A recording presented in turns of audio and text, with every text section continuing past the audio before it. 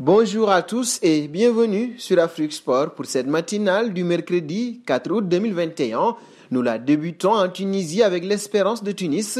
Les 100 et or, un autre technicien dans le viseur, Radi Jaïdi, attendu hier à Tunis. Le départ de l'entraîneur tunisien de Cercle Bruges est bloqué par son club qui n'a pas accepté de le céder à l'Espérance sportive de Tunis. Selon Mosaïque FM, à en croire des médias tunisiens, le litige est d'ordre financier et que le club belge a demandé au technicien tunisien de payer le montant total de sa clause de départ. Les négociations se poursuivent pour trouver une solution qui permettra à Radi Jaïdi de rejoindre officiellement l'Espérance de Tunis. Et nous faisons un passage en République démocratique du Congo. Le nouveau coach du tout-puissant Mazembe est dans le viseur de la justice de son pays. Accusé en France pour fraude fiscale depuis juillet 2015, Franck Dumas a été condamné à 36 mois de prison en janvier 2017 en première audience à Caen.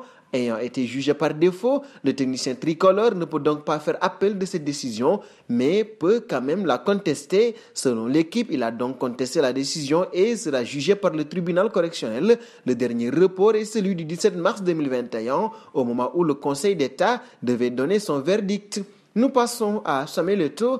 Riyad Mahrez a-t-il le potentiel d'être un jour élu meilleur joueur au monde? La légende des Lions indomptables est un admirateur de l'ailier algérien. Eto'o pense que le champion d'Afrique est l'un des meilleurs joueurs africains au monde. De plus, il estime que c'est une grande chance pour le continent africain d'avoir un tel joueur.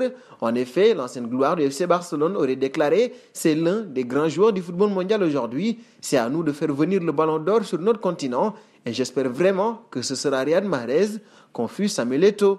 Partons en Espagne avec Toni Kroos. Mauvaise nouvelle pour le Real de Madrid avant le début de la saison. Lors de cette préparation estivale, le milieu de terrain des merengues, Toni Kroos, âgé aujourd'hui de 31 ans et qui a disputé 42 matchs, marqué 3 buts, toutes compétitions confondues pour la saison dernière, a été stoppé dans son élan par une pubalgie. D'après un communiqué officiel du vice-champion d'Espagne, il existe une vraie incertitude concernant la présence de l'ex-international allemand pour le lancement de cet exercice 2021-2022 en Liga contre Alaves le 14 août prochain. Et de Toni Kroos, un bon auprès de Harry Kane. Il a de nouveau brillé par son absence lors de la séance de mardi et pour cause. Il est parti aux Bahamas en famille et la presse britannique, comme le Daily Mail, ne sait pas s'il est encore rentré dans la capitale britannique. Pire, il devra, quoi qu'il arrive, s'isoler durant 5 jours minimum avant de pouvoir se présenter au QG de Tottenham. Manchester City serait prêt à casser sa tirelire pour le capitaine des Three Lions.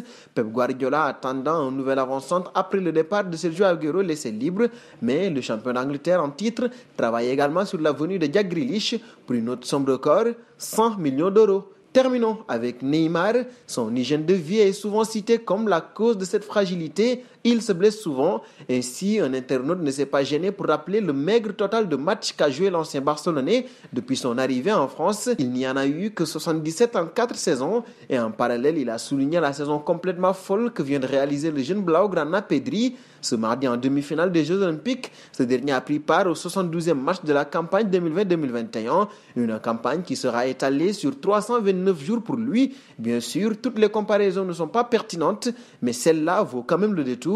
S'il tombe dessus en surfant sur le web, Ney aura de quoi être touché dans son amour-propre. Et nous arrivons au terme de ce journal que nous fermons avec la question du jour.